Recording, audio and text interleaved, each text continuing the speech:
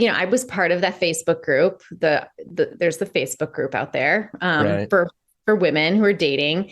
And it's really not to bash men. It's more of, hey, there's everything in there from what do you wear on a first date to give me Oh, some that's good cool. places to go in Logan Square. So I had been feeling like, we've been dating for 4 months and we're not progressing. So I posted in the group, I posted some details about our situation. And lo and behold, somebody responded back and said, I guarantee you I know who you're talking about.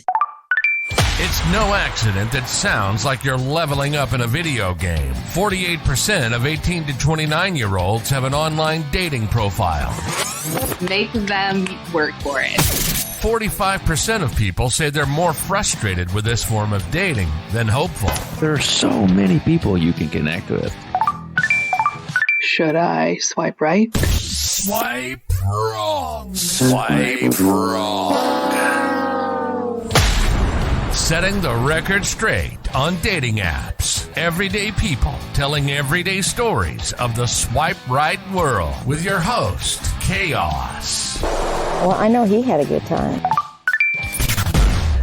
You guys all know how it goes by now. Good morning, good afternoon, good evening, or possibly good night, just depending on when you're listening to the podcast. This podcast is the number one podcast in Santa's workshop right now. I don't know if there's anybody in Santa's workshop right now. They're probably, all the elves are probably all out at the strip clubs and just for the buffet, of course. They're out for the buffet, I'm sure.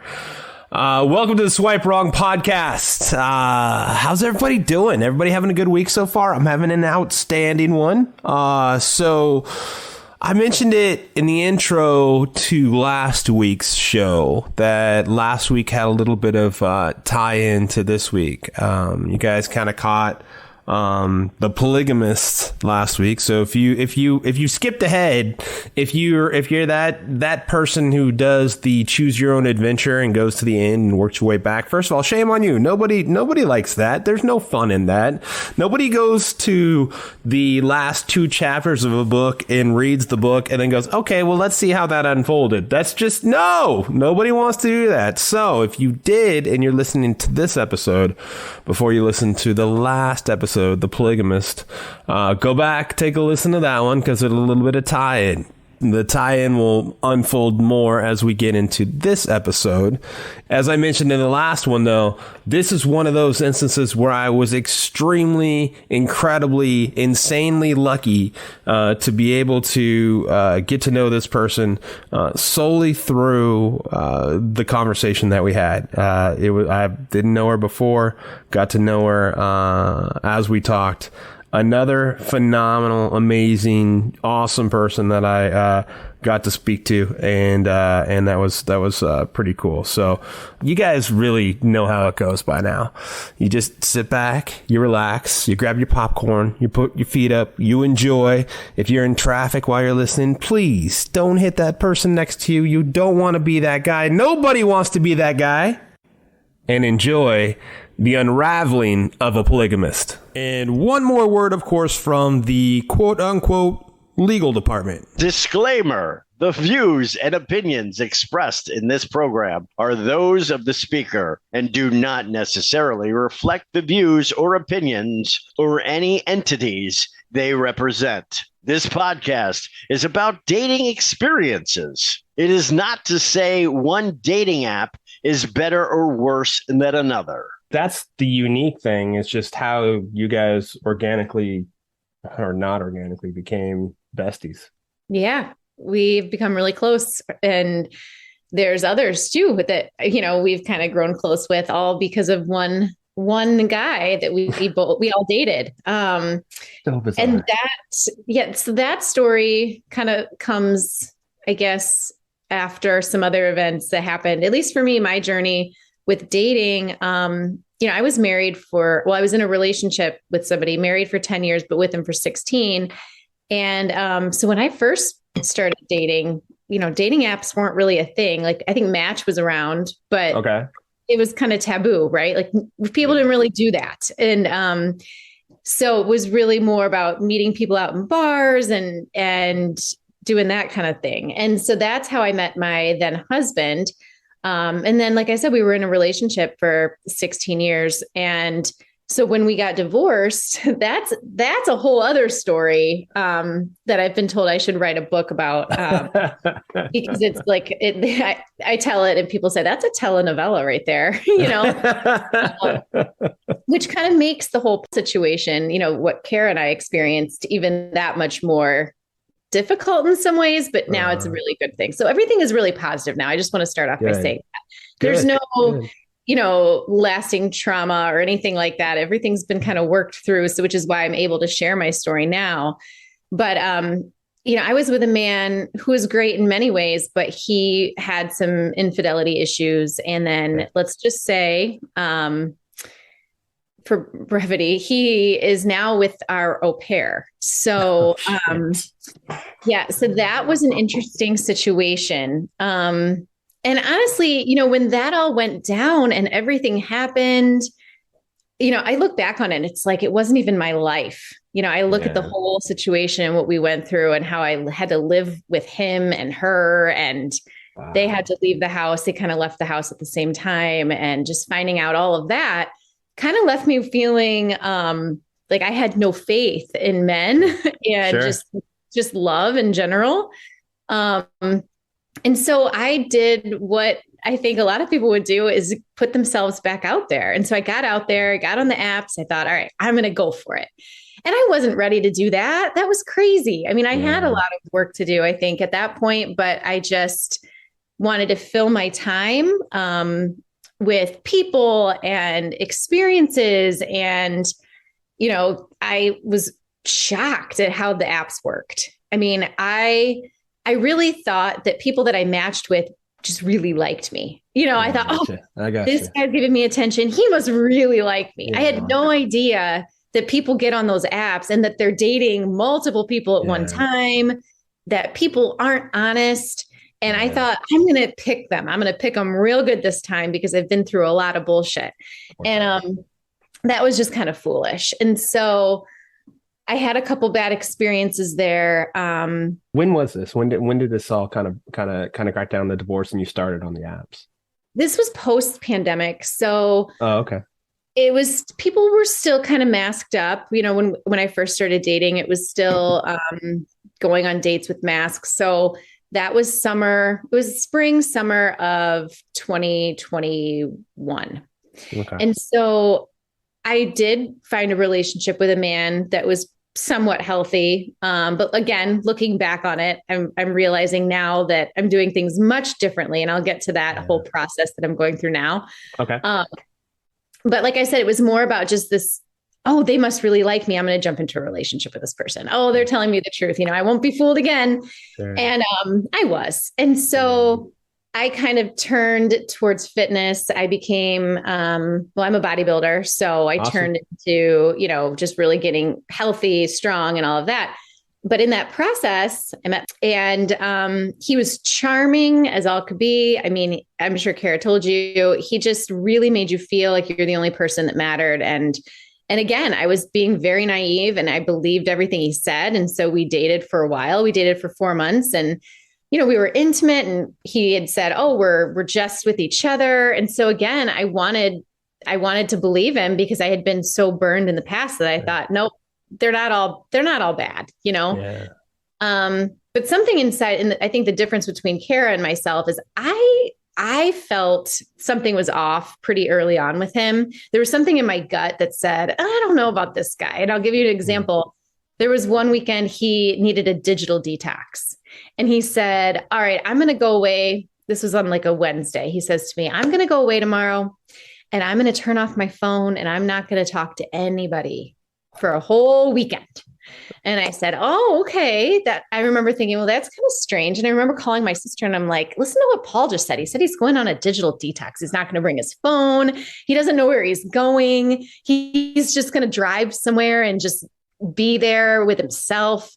And she's like, that doesn't sound right to me, Right. So that was kind of my first warning sign. And I remember asking him after that weekend, he came back and I had told him, I said, I didn't really like that. I didn't like how that felt, not hearing from you for, 3 3 whole days. And he said, yeah, I know that was really kind of wrong of me. And then I said something to him like, are you dating other people? And then he called me neurotic, like just out of the blue. And I said, shit. what? Why am I, how is that? We're in a relationship. I haven't heard from you for 3 days. Who does that? And so somehow he ended up fooling me and I believed him. But then something just didn't feel right. Like with our days, our schedules never really lining up. And it was like, I was always Monday girl. So he was always free for me on Monday. But if I happened to have like a random Thursday or Friday free and I asked him about it, he'd be like, oh no, I can't, And now I realize why that was. It's because he had multiple people that he had Tuesday girl and Thursday girl. And then his weekends aligned with one person and not with me. And so, anyway, I ended up, I was part of that Facebook group. There's the Facebook group out there, for women who are dating. And it's really not to bash men. It's more of, hey, there's everything in there from what do you wear on a first date to give me some good places to go in Logan Square. It's not all bad. And that's why I joined it. I wanted to get some ideas about date ideas. I wanted to just connect with other women that were kind of in the same boat. And so I had been feeling like, we've been dating for 4 months and we're not progressing. That's kind of always my question now that I ask myself is this moving forward? Do I feel this forward momentum with the person I'm seeing? And I didn't feel that with him. And so I posted in the group and I just simply, I left off his name. I did not post a picture because it wasn't about incriminating him or bashing him. It was more of, hey, what do you other ladies think about this? Right. So I posted some details about our situation. I said things like, I live here. He lives there. He plays volleyball a couple nights a week. He's got a couple kids. I've got a couple kids. And really, that's all I said. And I asked the group, I said, do you think it's odd that I've never met his friends, that he hasn't asked to meet mine, that he's only available on these days? And lo and behold, somebody responded back and said, I guarantee you, I know who you're talking about. It sounds exactly like someone that I have been dating. And so that's kind of how it came about. We offline discovered who it was. So again, I never posted him. I never said, this is the guy, It was more of like, we behind the scenes put it all together. And before you knew it, there were 3 other people commenting on this post. And then I had realized somebody else actually posted him in a different group. It wasn't me. And called him out on a bunch of behaviors that I was experiencing too. And so other people kind of had experiences with this guy. So there's now a group of us that have all had experiences with this man. And we're all really, really close friends because of it. And again, it wasn't to bash him. It was more about, is this strange? This is what my gut's saying. Would anybody else think that's weird? And then there were a lot of people that commented that didn't know him or didn't have anything to do with him, but that just said, yeah, that's strange, girl. Like you need to ask some questions. So I did. I asked him, I kind of confronted him. And then that was really the end of our relationship because he revealed, who he really was at that point. So when you confronted him, did he say, did he come clean or did he just say, I think it's time that we see other move on or try to break the relationship off? Yeah. I mean, he was pretty respectful to me. He was always with me. He was pretty respectful about stuff.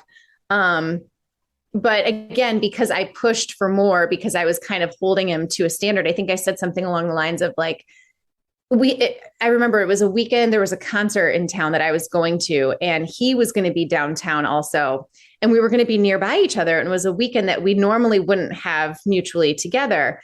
But I was thinking, well, this is a great opportunity for us to link up, for me to meet some of your friends, or you can meet some of mine. And I remember him saying no. And so I said to him, oh, are we not at that point now where meeting each other's friends would be acceptable?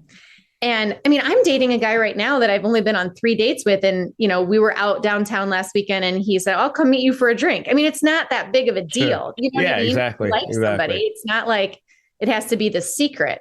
Yeah. And so anyway, that was kind of, to me, I put it out there and I said, well, this is what I think. It's kind of strange. And then he said, well, I don't know what we are. I don't know what's going on. And that's when I realized, shit, I'm in a situationship, you know? Yes, exactly. Exactly. So, unfortunately. right. You know, he's like, well, I don't know how to define us. I don't know if we can put a label on us. I'm thinking, buddy, you've been telling me, like, we've been sleeping with me for the last 4 months, telling me that I'm the only person that you're with. You know, you claim that you're spending all your free time with me and you're telling me everything I want to hear, but yet we're not moving forward. So, Right. so I'm actually really glad that he ended it that way. And then after the fact, like I said, that's when we found out a lot of the things that were happening in that relationship were happening with all these other women too. So we've become really good friends. And believe it or not, he is not the main topic of conversation any longer. You know, That's awesome. So this group of friends, it's four or five. there's four of us. There's four of us. Okay. Mhm. So I've kind of heard her. How did you find? Because I think it was you that found Kara, right? Yeah. Okay. So she ended up seeing. It wasn't my post. She saw a post from somebody else that actually posted his picture, posted his name, and said avoid him. Which I would never, like I said from the beginning, I would never do that. You know, I don't think he's a horrible human being at his core, you know, and I don't believe in using those groups to defame somebody or to shame their character. It's, you know, I just, because they can. don't want that energy, you know, I don't want that energy. Good for you. That's awesome. That's awesome. But so she had commented on another post, and then one of the girls that had commented on mine saw that one. And then we all kind of put it together. We're like, oh, wait, you're dating him too? Oh, and so Kara and I realized we were actually dating him at the same exact time. Wow. So we overlapped. And that's when we realized, wow, he would be with me on, like, for example, we went away on Memorial Day weekend. We did a long weekend. We came back on Sunday, actually. And then he went right over to her place that night. Like after we were together, and he was texting with her while we were together on our vacation, you know, and that was pretty early on in our relationship too. So it's just, he was doing that probably the whole time for years with everyone. So that's that. So then that's kind of when I said, all right, I'm taking a break because I've gone from one horrible situation to another and something's off. Time to focus inward a little bit. Sure. And do things differently, you know, stop. I guess my big takeaway from dating and the apps is, my message would be to stop asking, do they like me? And do I actually like that person? Yeah. You know, 100%. So that's kind of how I'm approaching it now. So that's when all this broke down, you stepped back, and then how long did it take for you to start asking yourself that question? Like, where did the change start to come from? Like when you're like, fuck, I just needed to focus on me. But all went down probably in August, that we all realized that it's the end of August, it was the end of the summer. And like I said, I'm a competitor. I had my first show in November, and then I did another show in December. So things had gotten pretty intense for me training wise and with my diet. And it kind of limited me with dating just because I couldn't, go on dates and eat and drink like most normal people. So I thought, well, this is a really good time for me to kind of step back, focus on my goals, figure out what I want. Because the other thing that I've learned after looking back is a lot of these men that I dated post-divorce, they're not even people that I would date currently. You know, now that I feel like I've changed, I look at myself, I'm like, what? I wasn't really physically attracted to that person. I wasn't who they are, who their value, like what their values are, don't align with mine. We don't have a lot of the same interests. I think I was just so hungry for attention after coming out of that divorce and validation, and just I wanted someone to say, yeah, you've still got it. Yeah. And in the process, I lost the main point, which is to find a relationship that's healthy and mutual and supportive. Right. Right. And so I guess I took the fall into the winter to kind of pull back. I got off the dating apps. Okay. I read a book. It's called The 4-Man Plan. Okay. And this is where the Mantrix was born. So I now have something called the Mantrix, which I have been busy with. So help me understand the Mantrix. Okay. So this is not my idea. I can't claim this totally as my own. I have adapted the Mantrix to my own. There are things and changes I've made, but I did read this book. I can't tell you who the author is off the top of my head, but it's called The Format. Okay. But basically what I do is I have set a time period. I think it was December 15th. I recreated my Hinge profile. All right. Okay. Instead of approaching it where I said, I'm going to just put up the best looking pictures of myself, pictures where I feel like I look the prettiest or the most interesting.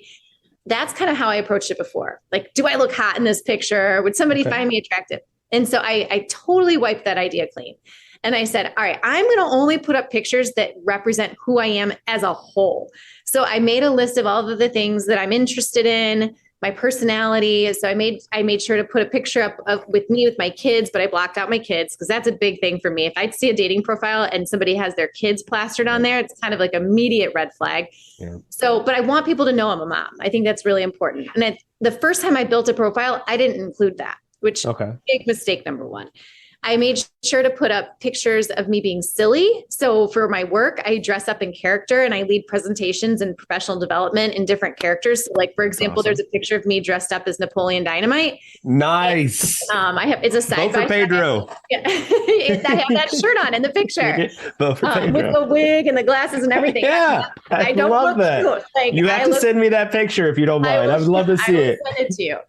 So I have that one. I also have up a picture of me doing a skit, the coffee talk from SNL. I was the Madonna and my friend Tammy, she's Mike Myers. And so we have that one up. I have a picture of myself in a fitness picture because I'm a fitness coach. So I have a shot that I did in a gym lifting weights, and that's a big part of my life. So I wanted that represented. Okay. So anyway, I just took time to really think about who I am and try to attract somebody that would find that interesting, So I revamped my profile. That was December 15th. And then I set a reminder in my calendar and I called it intentional dating era. Okay. So I have 3 months of my intentional dating era.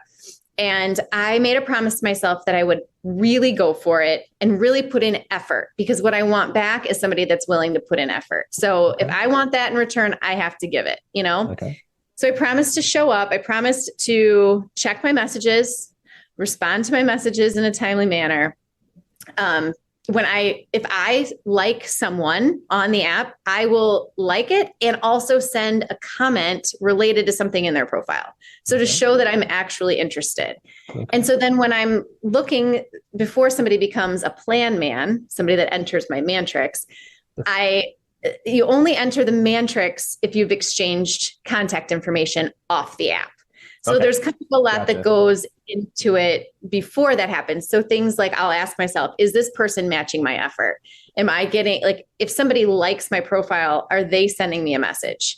I may match with them and give it a minute, give it a day, but if they don't come back and say anything to me, I most likely will unmatch, So there's a lot of matching that's going on, but not a lot of them are translating even to conversations. And some conversations, it's just, hi, how was your week?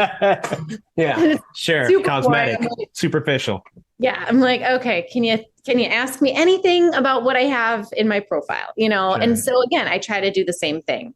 And if I'm not feeling that vibe, the other thing I've started to do is on all of the apps that I'm using, they have a voice feature. So I send a voice message, and in my profile, I specifically say, don't hate me if I send you a voice message, because I don't love to text. Just as a person in general, I'm not a huge texter. Yeah.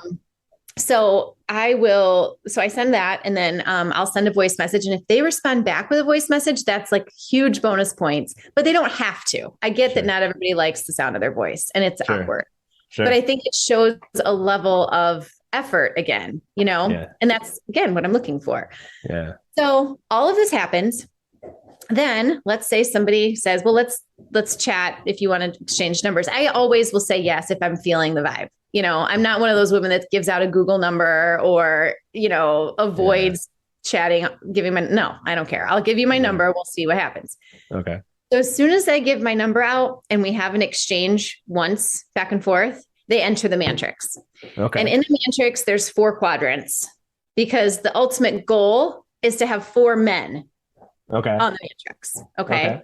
There's different quadrants that you can place the names. And in the quadrants, I try to put information about them that I've gathered through the app, their age, maybe where they live, if they have kids, anything that's going to help me remember that person. So that way, when I'm talking to them, I have, because it gets hard. You're in all these conversations and you want to be 100%. able to remember who you're talking to. And the worst would be like, oh, didn't I tell you that already? And they're like, no, that must be your other boyfriend, So totally. You have to keep good notes. You have to stay organized. Totally. And I am an organized person to a T. I'm pretty type A. So this works really well for me. I also love data. So I am a huge data nerd. I take data on everything, hence being a bodybuilder. I mean, it's kind of goes with the territory. So this works really well. Your food, your analytics, all up and down, right? Yeah. So I'm treating dating kind of like a scientific experiment in the sense. How's it going? So since you've done that, like better dates, better quality people, better overall experience? I would say yes. I would say that the people that I've matched with now, we have much more in common than I have with the men that I matched with and went out with before. Because of these steps that I've taken. So the effort that you put in up front will give you so much that you need to know if you even want to pursue it, whereas before I was just so hungry for a date or hungry for attention that I matched with anyone. Sure. So, and that had to be exhausting. I mean, honestly, like you must have been carrying on so many conversations. It had to be sensory overload. Yes. Yeah. Oh yeah. Well, and this can get kind of overwhelming too, because the goal, again, it is to move pretty much as many people as you can into the matrix. And then, but once you go on a date, right? So I've gone on quite a few first dates recently. And this is where myself and the book, we kind of differ. The book would tell me everybody gets 2 dates. I disagree. I think that you learn a lot if you're asking the right questions and you've done a lot of the pre-work up front. You go into that first date already kind of getting a good feel for this person. And if you don't, it's on you. So for example, and I'm going to be fully transparent here. Please. I had a first date last night and I made a huge mistake in not doing a phone call or FaceTime with this person before. Okay.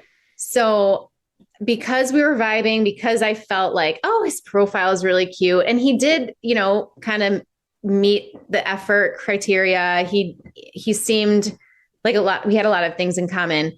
But when I got on the date, the physical chemistry was just not there. And it's not just looks is what I've realized.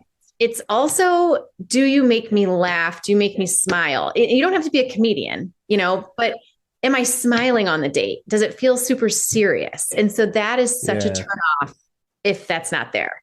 So without the phone call, I've heard and I've talked to, a good handful of people. A lot of times the text message, and that's where you're at, like versus the face-to-face conversation can be so different because they have time to create the message back to you and you're not seeing that same vibe when you're face-to-face. Is that kind of what you mean? What happened?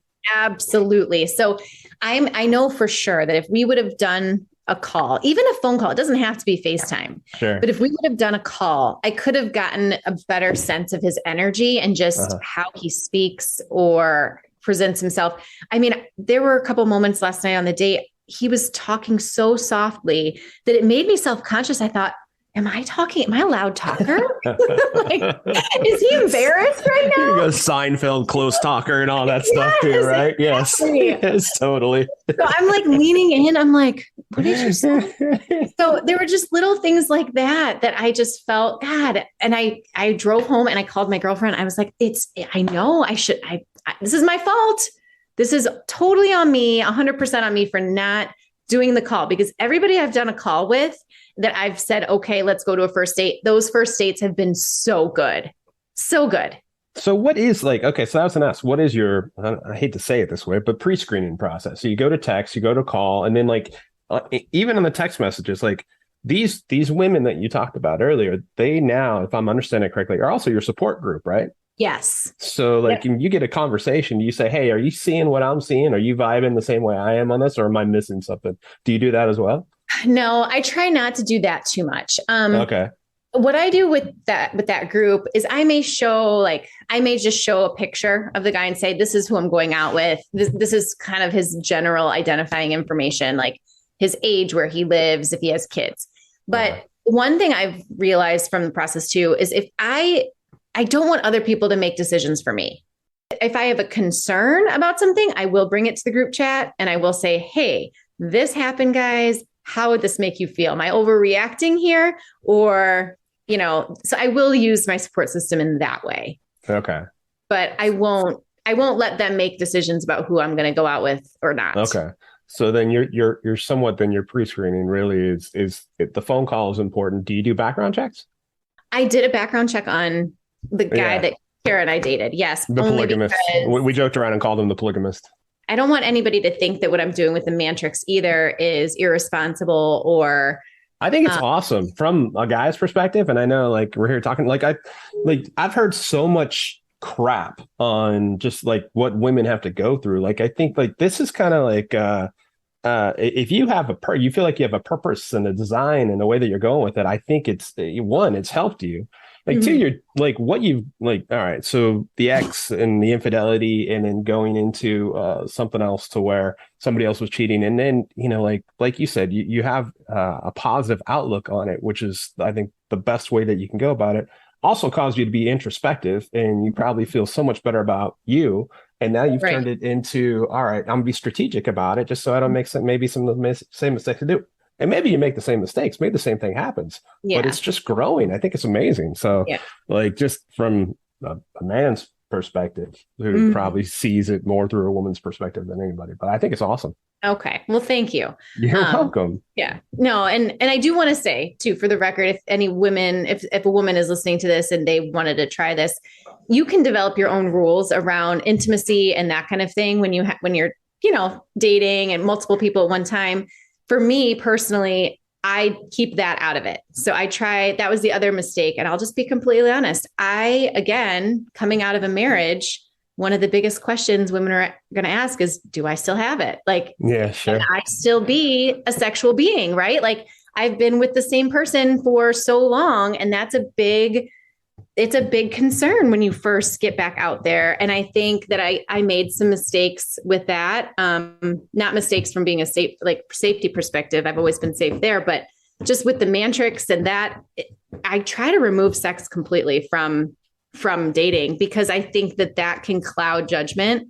And once intimacy comes into play, you have expectations are placed. And I think part of that is what happened with the Polygamist is, you believe, because we're doing X, that means it's, we're a couple, and that's just not the case. So if you don't want to be sharing somebody, then just don't do the thing, Yeah.